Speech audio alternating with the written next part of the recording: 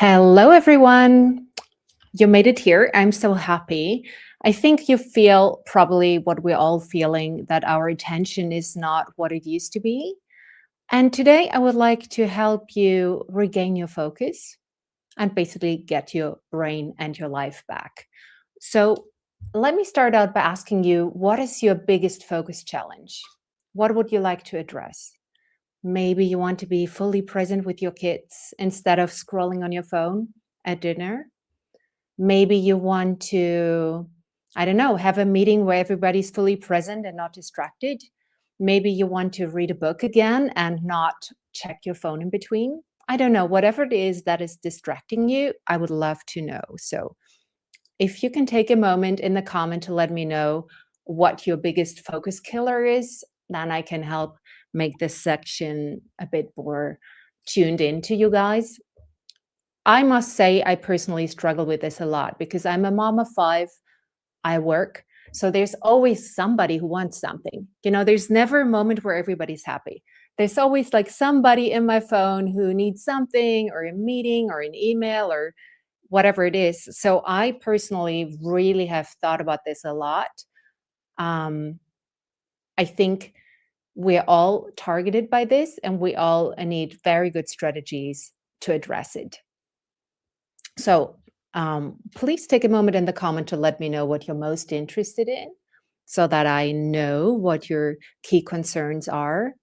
And let me start by asking you to identify one area in your life where you would like to be more focused. Maybe with your kids, maybe at work, maybe you want to write a book, maybe there's something where you feel you're just too distracted. Maybe you just want to have a weekend where you're fully present or something like that. Or maybe you have trouble getting other people to focus. Maybe you have kids and they're always on their devices. I hear that a lot from people and everybody is shocked by it, but nobody knows what to do about it. Or we know what to do, but then we don't do it. So let me start out by asking you to set one goal for this session so that we can work on this specific thing for you. And please let me know in the comments if you have any kind of specific goal you want to address. You can ask questions anytime. I'm going to share with you again the workbook. If you haven't gotten it yet, you can get the workbook here to work during the session or even afterwards so that you can set your goal and really work through it. All right, let's get going. I'm personally think that we have a really big problem with the lack of focus that people are having. Because if you look back, do you feel as if your life is accelerating, that life is going by so fast before you know 2026 is going to be over? That happens when we're distracted. Because when your brain is fully present, it creates a richer memory in your brain. There's really then something for your brain to work on. If you're just on your phone or watching Netflix and at the same time working on your emails, your brain does not really think it needs to register that. And then in retrospect, it is as if this moment never happened because it's not emotionally relevant. So that is really, I think if you gain your focus back, you get your life back and you get your memories back, and life will feel slower and happier and more fulfilled. So it's about presence in the end. Let's take a look at the brain's attention network. Oh, I see some comments. Let me take a look here because I really want to know what people are interested in. Let me just look at this. And then we're going to go on the neuroscience. And then I would like to give you some really practical tips. So here we have someone joining during the work. If I need some data from the web, then I start scrolling instead of going to the precise web page. Of course, it's designed like that. All these web pages are designed to massively distract us and keep our attention. So I would say it's not you, it's the technology and how it's designed. Lots of neuroscientists working behind the scene to keep people hooked. And we are going to address that. And I see Martin Hjelm. I haven't seen you in a long time. It's so great to see you. I'm looking to find focus to finish a book. I mean, isn't that normal?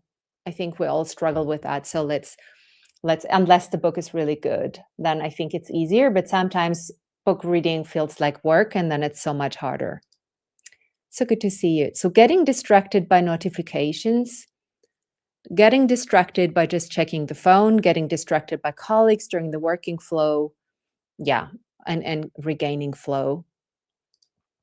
Finding focus to finish tasks at work, we can look at this as well. Doing one task at a time and keeping my mind awakened.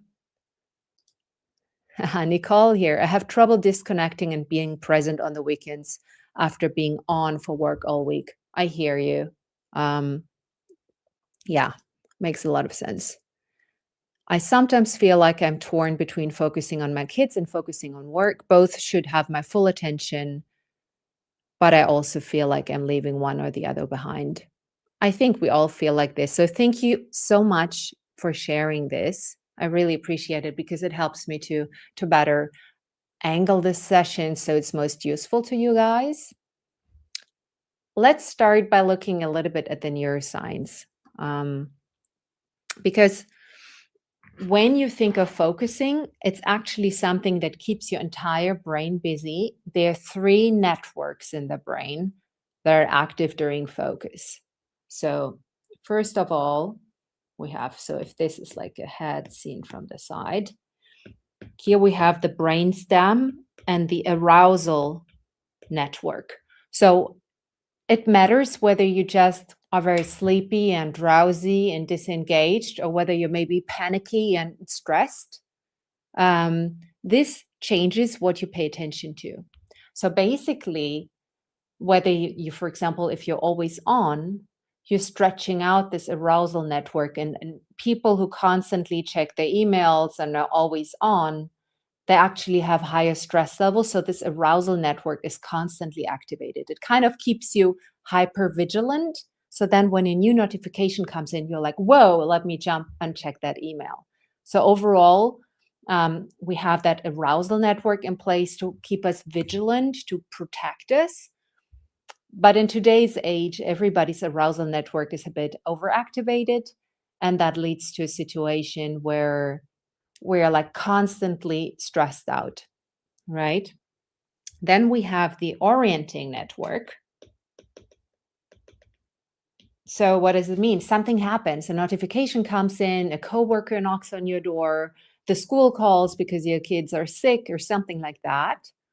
Then your orienting network jumps into place and says like, oh, do I have to pay attention to this? So it's like when something happens, like a distraction or even something important, the orienting network kicks in, like the parietal parts of the brain and the back of the brain, the top of the brain. And then you need to make a decision. Do I ignore? Do I suppress the distraction? Or do I pay attention to it? And that's where we have the executive network in the brain. Basically, the prefrontal cortex and the anterior cingulate cortex trying to manage the focus, like what to pay attention to and what to ignore. These 3 networks are constantly on. And the more you multitask and the more you switch and the more you do a million different things, the more you wear out the executive network that has to make those decisions. So it's very costly, in a sense, to always be on. Your arousal network kind of goes in overdrive and keeps you hyper vigilant, so you feel on edge and have trouble coming down. Then you have the oriented network constantly being triggered by things that are going on very much by our devices. And then the executive network needs to work hard to kind of like direct the attention and to either suppress or sustain attention. And, you know, in the past, just a couple of 100 years ago, people would have very few distractions. And so these networks would be in balance. But today, with all the devices and technologies, we're on 24/7. So if you have your phone in your bedroom and it can even like wake you up with a notification at night, then you're really like on around the clock. So today, let's look at how we can change that. I gave you those 3 networks just for those of you who are like super neuroscience interested. But I think the key to take away from this is that focus is not just, let me see here. Focus is not just about focusing. Focusing is about managing distractions. So there are basically two mechanisms at place. One is staying focused. That's what most people train with meditation and mindfulness. And then there's all these distractions. And in today's age, our problem is not necessarily that we've lost our focus. So, yes, people have trouble focusing, but give people a very good Netflix show and they will focus and binge watch for 8 hours. So, it's not that we're unable to focus, it's just that we have so many distractions and they're really designed to keep us on edge. And so reading a book is almost boring to your brain because there's so many exciting notifications happening and so many more important things from your brain perspective. So we are going to focus today both on how to improve in your focus and how to manage distractions. Most people, when they think of focus, they just try to learn to focus. But we actually, I think the more important part actually is managing the distractions because most people's focusing abilities are just fine. If you take people with ADHD, they can often focus very fine if they're really interested in the topic. Or if you take kids that are having trouble focusing at school and you give them a video game, they're focused for hours, right? So it's not really the focus that is a problem, it's mostly the distractions. So let's get started to see how we can tackle them. I'm going to take a quick look at the comments, see if there's anything there. And I think now is a good moment to grab your workbook. And so we looked at what is the one focus challenge you want to work on. And now we're going to step on to eliminating distractions. So the key is not just to ignore them and to suppress them, but to really get rid of them. Because if you think about it, a lot of us, what we're doing is we get all these notifications, we get all these emails, and then we try to suppress them. And that is extremely costly for your brain. So this like constantly having to push away these notifications is a real problem. So my advice, let's look at distractions. And there are actually two types of distractions. Internal, your thoughts, your feelings, your daydreaming, your like ruminations. And then there are external distractions. I would like to start with the internal ones because here it is. Before you focus, my recommendation would be really to get rid of distractions and to not just suppress them. So if you're having tasks that are unfinished, close the loop. So that would be my first piece of advice, how to deal with internal distractions. Really solve the problem. Close the loop. If you have like all these like little stupid mini tasks on your to-do list, try to close as many of those loops as you can, because that will really free up your prefrontal cortex. Because having to suppress all these little things that you're trying to ignore takes away power from your prefrontal cortex that you would need to be able to focus. So really, I would say for internal distractions, close the loop. Try to close as many of them as possible. So if you have tasks that you started but didn't finish, even if it's something very small, try to close it. Try to really like remove it, right? So that is really important. And a lot of people say you should focus in the beginning of your day when you're fresh in your brain. And I agree with that. But I would say before you sit down and focus, take a moment to remove some of these like small distractions. I, for example, have a focus ritual. I think that's my second piece of advice, to really have like a ritual of eliminating distractions. I clean off my office, it has to be like pristine in here. I can't have like stuff laying around and invoices I need to pay and emails from my school. Like I try to get like to inbox zero. I try to tackle as many of these annoying little things so that I really have like a clean desk, both physically and mentally. So I think that's really important to kind of like get rid of all these little things as much as possible instead of having them pile up. Because if they pile up, they're going to like take power away from your brain. Close those loops, have a little ritual. For me, it goes even farther. I put headphones on and then I always listen to Bach, the Goldberg variations. I have like my go-to focus music. And then my brain is conditioned to focus. So in a sense, my brain knows when this music comes on, it's time to focus and it's time to really do something productive instead of being torn into a million different pieces by different distractions. So really work on those internal distractions, close the loop, try to finish your unfinished business as much as possible. And then another good piece of advice is to externalize. What do I mean by externalize? Have a to-do list, keep all your unfinished business in like one basket. Really try to collect all these little thoughts, all these little reminders of things. I don't know, on Saturday, I have to bring the trash to the trash collection or something like this. Because if you're able to externalize it, then at least temporarily it's out of your brain and it won't distract you anymore. You just need to know where to find it and have like a system in place. I think that's super important to have your stuff in order and to really externalize all these little distractions. Of course, it can be pretty endless. I always feel like my to-do list is really limitless and endless, but at least it's there. I know I won't have to forget it, and then my brain doesn't have to activate the rehearsal loop. Because if you don't write it down, if you don't put it into a system, then your brain feels the need to like rehearse the little things, and that keeps you constantly distracted. So really close the loop, externalize, and create a little ritual. That's how I would deal with internal distractions. You can let me know in the comments if you find that useful, if you have tried that, if you have another technique for doing that. I'm interested to hear that.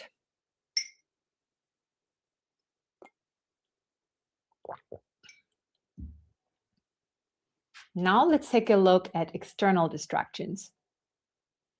Because honestly, those are the ones we are really bombarded with on a daily basis. I just talked to a mother this morning, a professional I'm working with, and she's also a mom. And she told me that her son is like, while doing math, doing a million different other things. Like there's Netflix open, he's playing something on the phone, then there's the math book. And, a lot of people now work like this. And the younger you are, the higher the likelihood that this is going on. And we know, I don't think I have to tell you that all the big tech companies are doing whatever they can to keep you hooked and to keep that dopamine hit. And it's a super normal stimuli for your brain. So your brain usually would be exposed to nature and a couple other people. And now we have these like strong images and videos and music. And your brain then gets a bit bored by normal life and craves this kind of constant distraction. So it's almost addictive, even though it's not very enjoyable. It gives us a jolt of dopamine and noradrenaline, acetylcholine. So it kind of keeps our brain going.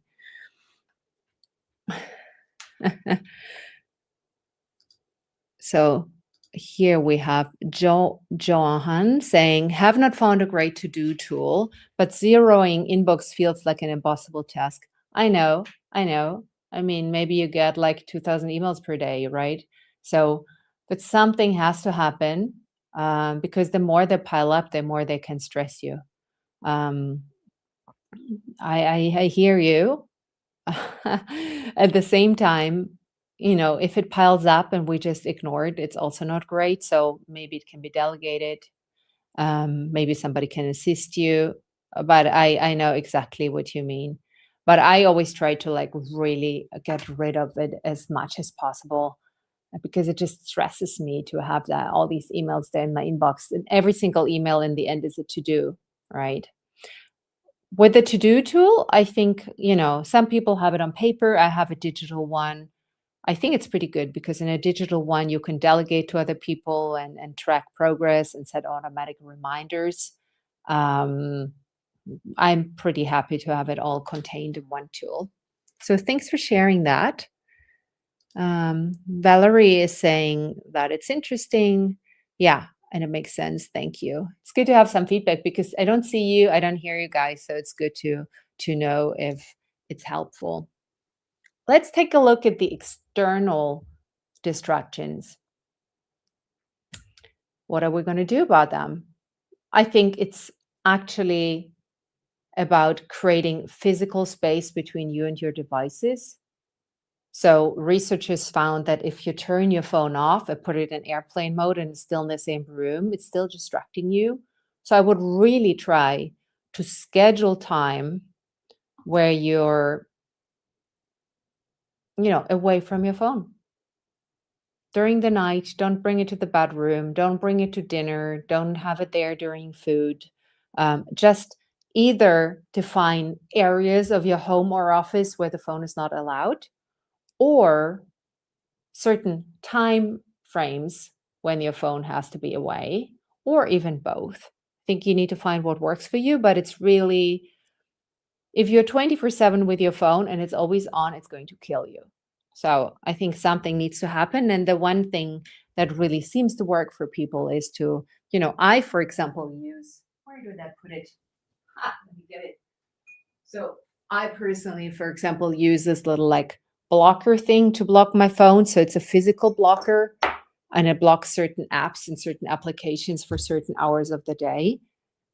That's really great, and then if you need it, you need to physically connect to that thing to get it going again. So with all the external distractions, just know that every single hour and minute that your brain is spending on a device is somewhat harmful to you. So I think you really need to find a way to block it in the evening, block it in the morning, have some time of the day just fully to yourself. I don't know if any of you are doing this, but this is really the one thing that can be done that I think is really important. So now we've dealt with internal and external distractions. Let's have a moment to talk about focus. People are training focus with mindfulness or meditation. And if you have the time and you enjoy it, then, great for you. I personally get bored to death, to be honest. Like, I really hate it. Like, in theory, I would love to meditate, but in practice, it just does not feel joyful to me. And so what I do instead is I think about activities that I enjoy, like dancing or singing a song or spending time with my kids or reading a book or exercising, or even working, when you're fully focused. And I try to really celebrate that moment and be present. So I like to integrate mindfulness into my normal day instead of having to like set time aside to focus or to meditate more, let's say, artificially. I don't mean this in a judgmental way, but it's just, to me, it feels more of like a chore having to meditate. So I like to, if I'm taking a walk anyhow, I can make it a walk where I'm fully present. If I'm cooking anyhow, then I can like really be there in the moment while I'm cooking and really be present. If I read a book, then I can really enjoy that moment. So you do not have to meditate um, in a structured way. You could also integrate that simply into your life.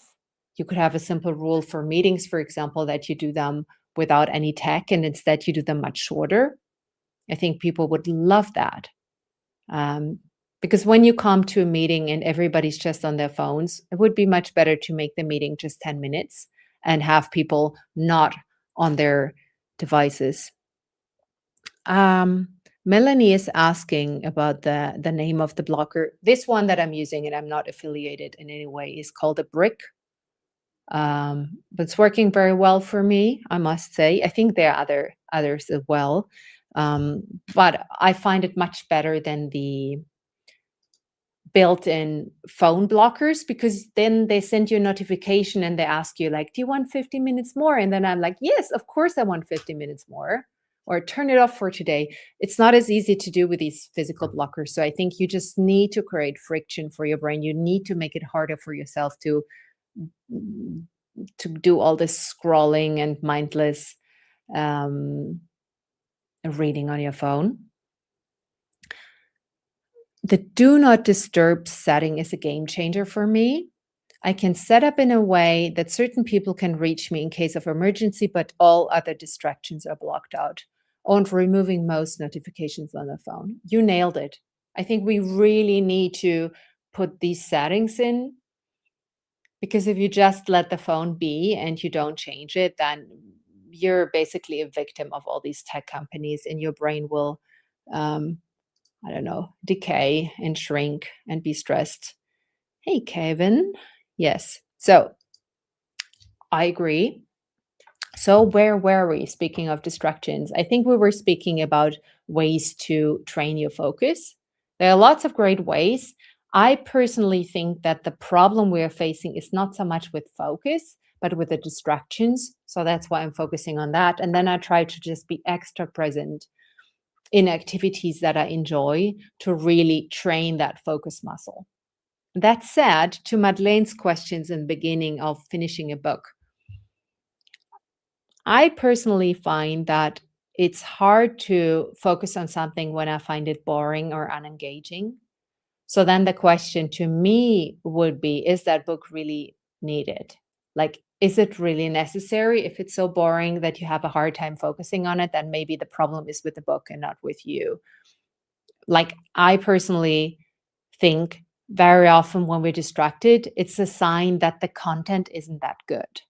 So if you find yourself like having trouble to focus, it's because your brain doesn't really care about the content, or the book is ill written, the book is boring, or the meeting is boring. So whenever you find yourself distracted, I think it's very good to think about, what am I trying to do really? And why am I having trouble focused, and to think a bit about whether the activity really is as meaningful as you thought it would be. Maybe you don't have to read that book. I mean, I'm a big reader. I love reading. I'm an author, so I would be the first one to tell you read that book. But I personally, when I have trouble finishing a book, it's because the book is boring or badly written. Um, Pascal is saying, I just love the sound of deadlines as they go whooshing by. So, in the sense that you finish the task, or that you just ignore the deadline? I imagine that it's that you like hit the deadline and made it happen. Yep. So, so much about focus. I just want to finish by giving you one ritual that I think is truly important to everyone. And that is what I call the meeting of one. So if you are, let's say you have to prepare a presentation, or write an article, or do an Excel calculation, or do something that's really important to you, then I think you really need to do the following things. You need to really have a ritual so your brain understands that you want to focus. First of all, remove all distractions. Close the door, block your calendar, tell people you're not available. And then, as you do that, think about it. Do you like to focus with music or without music? Do you like to have headphones on or not? Like, create a beautiful environment where you're doing the task. Really clean off your desk, remove all the distractions, really create a beautiful moment for yourself. I personally sometimes like to set a timer, because if I procrastinate and kind of like avoid doing it, then I like to set a little Pomodoro timer, and I set it to 30 minutes or even 50 minutes or 20 minutes. And then when I hit the 20-minute mark, it usually, how do I say, like, then I want to go on. Very often the problem is getting started. There's a little bit of friction, a little bit of resistance. But once you're in the moment, it's pretty addictive. Okay, so really make sure you create a meeting of one for your most important tasks. What's up with this cough?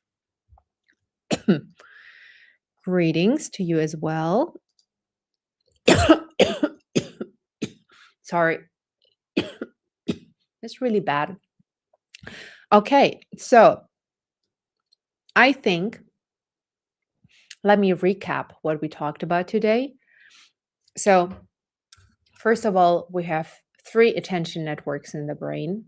The alerting network, kind of like how awake am I? The orienting network, paying attention to new incoming things. And then the executive network that needs to decide what to focus on and what to ignore.